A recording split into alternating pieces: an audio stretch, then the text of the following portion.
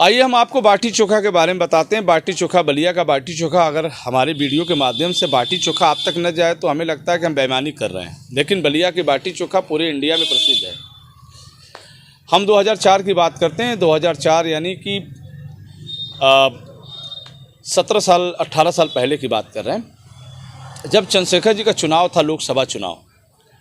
उस समय परिसीमन की बात थी। उस समय आपका परिसीमन पहले जब चंद्रशेखर जी उस समय 2004 में लड़े तो उस समय बलिया का 2 विधानसभा जिस तरह से देखा जाता है, जहुराबाद, मोहम्मदाबाद, ऐसा नहीं था। पहले 5 विधानसभा उस समय थे चंद्रशेखर जी के समय।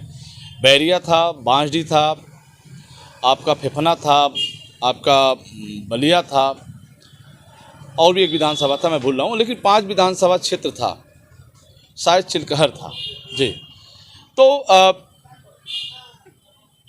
उस समय पूर्व प्रधानमंत्री बीपी सिंह चंद्रशेखर जी को बधाई देने के लिए बलिया आए थे। जब वो रेलवे स्टेशन पे आए तो चंद्रशेखर जी झोपड़ी यानी चंद्रशेखर नगर से झोपड़ी से निकले और वो सीधे स्टेशन पहुँचे।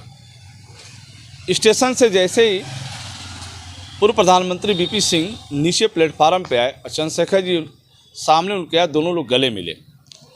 क्या समय एक भावुक दृश्य था कि देश के 2 प्रधानमंत्री, पूर्व प्रधानमंत्री अपने बलिया में हैं। और स्टेशन पे स्वागत के लिए तो पूछिए मत, न जाने कितने लोगों की भीड़ लगी, माला फूल, न जाने क्या क्या रहा। फिर वहाँ से 2 पूर्व प्रधानमंत्री एक कार से चंद्रशेखर नगर पहुँचे। अब तो पूछिए मत, पूरे देश में रहा कि भाई पूरे देश की राजनीतिक गलियारों में चर्चा होता रहा कि लगता है कि बाटी चोखा बीपी सिंह खा के ही जाएंगे। आज शाम को चंद्रशेखर जी का स्पेशल भोजन का कार्यक्रम रहा जिसमें बाटी चोखा जरूरी रहा। जब उनके रूम में बाटी चोखा पहुंचा तो पूर्व प्रधानमंत्री बीपी सिंह और चंद्रशेखर जी एक साथ बाटी चोखा दाल का स्वाद उन्होंने लिया। बाहर भी बाटी चोखा का दौर चला।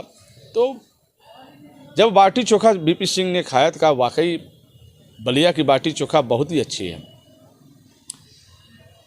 बाटी चोखा पे फोकस करते हैं कि बाटी चोखा आज भी लखनऊ स्टेशन पे जाएंगे या कहीं भी जाएंगे तो बलिया का बाटी चोखा आपको मिलेगा। बलिया का नाम आता है तो बाटी चोखा सामने आ जाता है। तो बलिया अब तो शादी विवाह में एक फैशन हो गया है।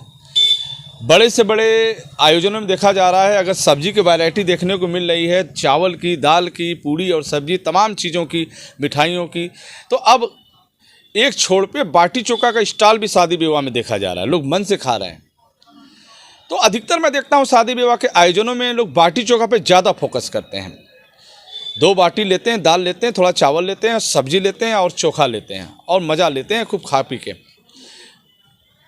अब तो महंगाई का दौर चल रहा है। अब तो बाटी चोखा 15 रुपये का होगा। अब तो कैसे चलेगा? आप दुकान से जाइए, 1 बाटी 15 रुपये, 2 बाटी 30 रुपये, 4 बाटी 60 रुपये।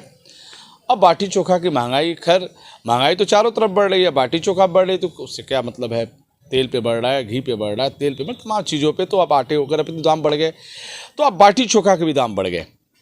अब बताइए, गरीब आदमी, रिक्शा चलाने वाला, खोमचा बेचने वाला, मजदूरी करने वाला, मेहनत करने के लिए जो 10 रुपये में बाटी खा लेता था, अब उसको 15 रुपया देना पड़ रहा है।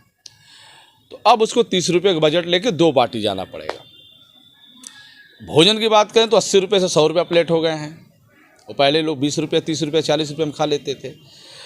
तो अब एक मजदूर, एक रिक्शा बनाने वाला व्यक्ति अगर दिन में अगर कुछ खाने की इच्छा हो तो 30 से 40, 50 रुपया तो उसको रखना ही होगा। खैर, जब अब आगे जब कुछ अच्छा होगा तो महंगाई आएगी, ये भी बात सही है, लेकिन अब खाने की वस्तुओं पे थोड़ा सा कंट्रोल हो तो हमें लगता है कि गरीब 10 रुपये, 20 रुपये में खा लेगा, चाहे वो रिक्शा चलाता हो या फिर फेरी का काम करता हो। फिर हम आपसे जुड़ेंगे, तब तक इतना ही। देखते रहिए बलिया आजकल। मैं रोशन जायसवाल, नमस्कार।